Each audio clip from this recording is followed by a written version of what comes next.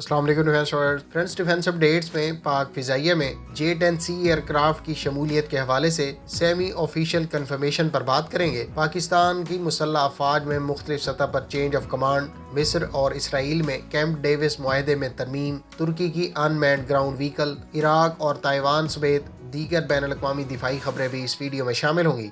So let's start.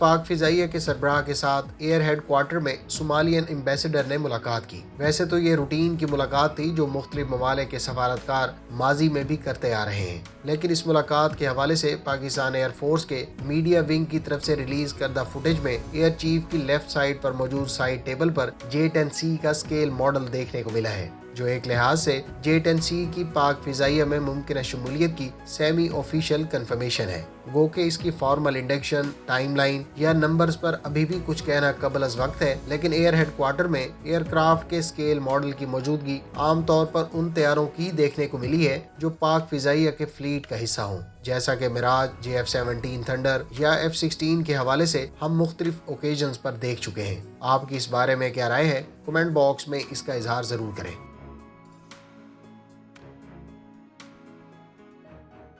Bharat में मुनक्किद होने वाली अफगानिस्तान से मुतालिक कॉन्फ्रेंस में पाकिस्तान के बाद अब चीन ने भी इस कॉन्फ्रेंस में शिरकत करने से इनकार कर दिया है। याद रहे कि भारत की तरफ से 10 नवंबर को शुरू होने वाली इस कॉन्फ्रेंस में अफगानिस्तान की नई इंतजामिया को भी मदऊ नहीं किया गया। लिहाजा माहिरीन पहले ही ये कह चुके हैं कि भारत की ये कॉन्फ्रेंस महज एक सियासी हरबे से बढ़कर और कुछ नहीं, क्योंकि इसमें जिस मुल्क से मुतालिक इजलास हो रहा है उसको ही दावत नहीं दी गई। चंद दिन पहले पाकिस्तान के नेशनल सिक्योरिटी एडवाइजर ने अपने बयान में कहा था कि अफगानिस्तान में अमन खराब करने और माजी में अमन कोशों को स्पाइल करने वाला कैसे अफगानिस्तान में अमन के लिए संजीदा हो सकता है। लिहाजा पाकिस्तान इस कॉन्फ्रेंस में शिरकत नहीं करेगा। ताज़ा तरीन इतलात के मुताबिक अब चीन ने भी इस कॉन्फ्रेंस में शिरकत से इनकार कर दिया है। दूसरी जानिब ईरान और रूस के अलावा 5 सेंट्रल एशियन ममालिक कजाकिस्तान, किर्गिस्तान, ताजिकिस्तान, तुर्कमानिस्तान और उज़्बेकिस्तान के कौमी सलामती मुशीरों ने इस मीटिंग में अपनी शिरकत की तस्दीक कर दी है। चाइनीज हुकाम की तरफ से कहा गया है कि वो पहले से तयशुदा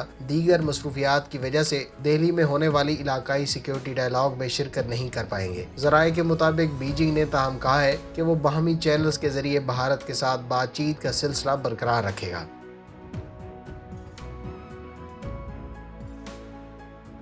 एक सीरियन अस्करी ज़राए का कहना है कि इसराइली मिसाइल हमले में 2 शामी फौजी जख्मी हो गए हैं। शामी खबर रसां इदारे साना के मुताबिक मुल्क के वस्ती और साहिली हिस्सों में इसराइल की जानिब से फिजाई हमले किए गए। सीरियन बयान के मुताबिक इसराइल की जानिब से फायर किए गए ज़्यादातर मिसाइल्स को मुल्क की दिफाई फिजाई निज़ाम से तबाह कर दिया गया, ताहम 2 फौजी जख्मी हुए और कुछ मकामात पर इमलाक को भी नुकसान पहुँचा है। इसराइल की जानिब से इन खबरों पर कोई तबसरा सामने नहीं आया। याद रहे कि सन 2011 से शाम में जारी खाना जंगी के दौरान इसराइल मुतअद्दिद बार शाम की फिजाई हदूद की खिलाफ वर्जी करके शाम पर कई फिजाई हमले कर चुका है।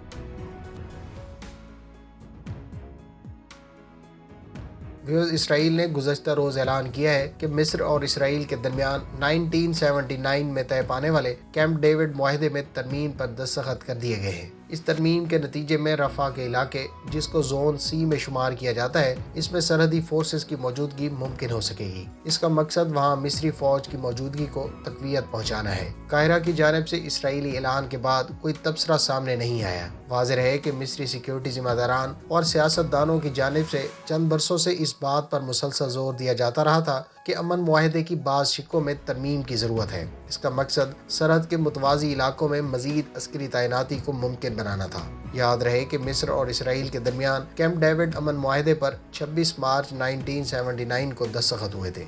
ये मुआहदा जजीरा नुमा सीना को 3 जोन A, B और C में तकसीम करता है और मुआहदे की रूह से मिस्र जोन C में लड़ाका तैयारे और भारी असला डिप्लॉय नहीं कर सकता। ये जोन इसराइल की सरहद से मुल्हिक है। इस जोन में 750 से जायद मिस्री फौजी तैनात भी नहीं किए जा सकते। ताहम अब इस मुआहदे में तरमीम को लेकर मिस्र यहाँ इजाफी फौजी और असला तैनात कर सकेगा।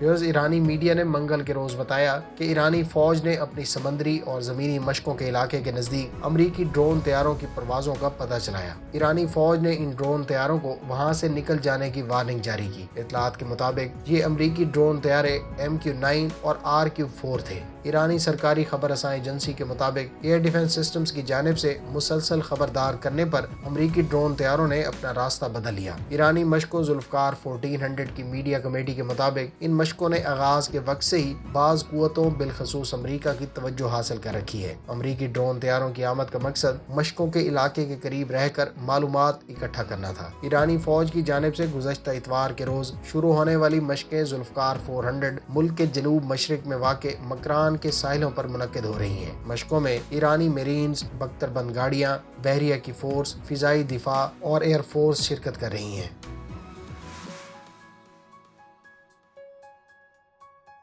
جنوبی کوریا کی کورین ایروسپیس انڈسٹریز کو $360 ملین کا کانٹریکٹ ایوارڈ کیا گیا ہے۔ معاہدے کے تحت کمپنی عراقی ایئر فورس کے زیر استعمال T-50I طیاروں کی ریپیئر اینڈ مینٹیننس کا کام سر انجام دے گی۔ اس معاہدے کی مدت 3 سال بتائی گئی ہے۔ T-50 گولڈن ایگل کوریا کا supersonic advance trainer plus light combat aircraft ہے۔ کورین ایروسپیس انڈسٹریز نے لاک ہیڈ مارٹن کے ساتھ مل کر T-50 کو تیار کیا۔ عراقی ایئر فورس نے 2013 میں کوریا سے 24 T-50I طیارے خریدے تھے۔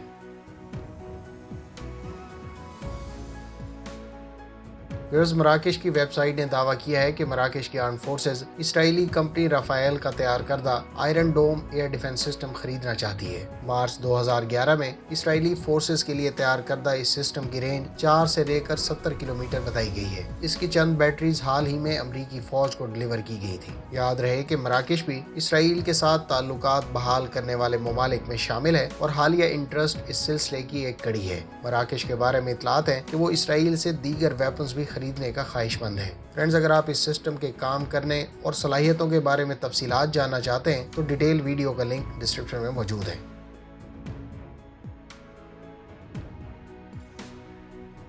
تائیوان کے مقامی سطح پر تیار کردہ brave eagle advance jet trainer کی ڈیلیوریز اس ماہ سے شروع کر دی گئی ہیں، جبکہ تائیوان اپنی فضائیہ کے زیر استعمال F-16 طیاروں کے لیے امریکہ سے stand off land attack extended range missile حاصل کرے گا۔ یاد رہے کہ اس میزائل کو ورائٹی آف پلیٹ فارم سے لانچ کیا جا سکتا ہے اور تقریباً 700 کلو گرام وزنی اس میزائل کی زیادہ رینج 300 کلومیٹر بتائی گئی ہے۔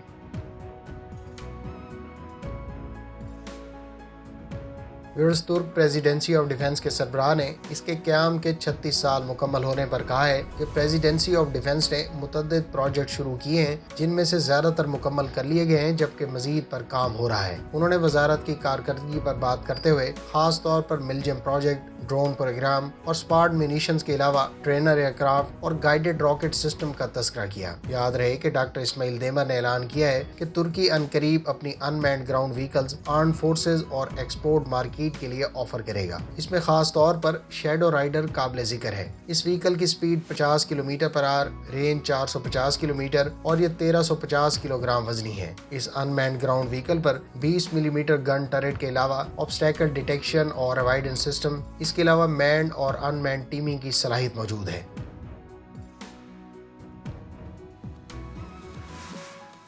ریئر ایڈمرل جاوید اقبال نے کراچی میں منعقدہ تبدیلی کمان کی تقریب کے دوران بطور کمانڈر کوسٹ منصب سنبھال لیا ہے۔ تقریب میں وائس ایڈمرل زاہد الیاس نے نئے آنے والے کمانڈر کوسٹ کو کمان سونپی۔ کمانڈ سنبھالنے کے بعد ریئر ایڈمرل جاوید اقبال پاکستان بحریہ کی تمام کوسٹل یونٹس کے کمانڈر ہوں گے۔ ریئر ایڈمرل جاوید اقبال نے 1990 میں پاک بحریہ کی آپریشنز برانچ میں کمیشن حاصل کیا۔ اپنے شاندار کیریئر کے دوران وہ کمانڈ اور سٹاف کی متعدد تقرریوں پر خدمات انجام دے چکے ہیں۔ ان کی اہم کمانڈ تقرریوں میں سے سی کنگ ہیلی کاپٹر اسکواڈرن اور کمانڈنگ آفیسر نیول ایویشن بیس PNS مہران قابل ذکر ہیں۔